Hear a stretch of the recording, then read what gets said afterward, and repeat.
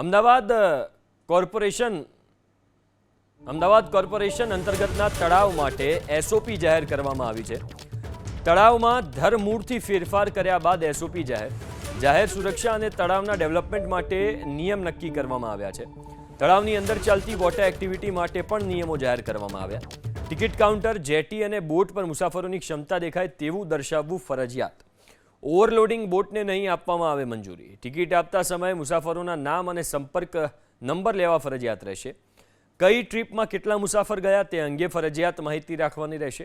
દરેક બોટિંગ સ્થળે એક એક્સ્ટ્રા બોટ રાખવાની રહેશે।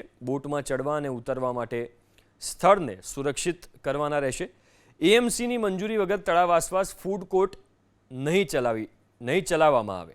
તળાવના નિભાવ માટે એસ્ટેટ, ઇજનેર અને વોટર વિભાગને જવાબદારી સોંપવામાં આવી છે।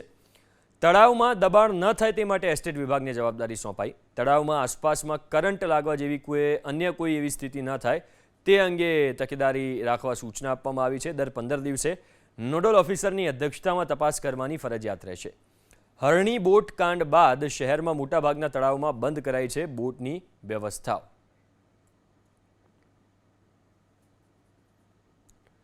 તો એએમસીએ એસઓપી જાહેર કરી છે। અમદાવાદ કોર્પોરેશન અંતર્ગતના જેટલા પણ તળાવો છે એ માટે એસઓપી જાહેર કરાઈ છે અને ધરમૂળમાંથી ફેરફાર કરવા માટે આ એસઓપી જાહેર કરવામાં આવી છે। જાહેર સુરક્ષા અને તળાવના ડેવલપમેન્ટ માટેના કેટલાક નિયમો નક્કી કરવામાં આવ્યા છે। નિયમો તમે સ્ક્રીન ઉપર વાંચી શકતા હશો।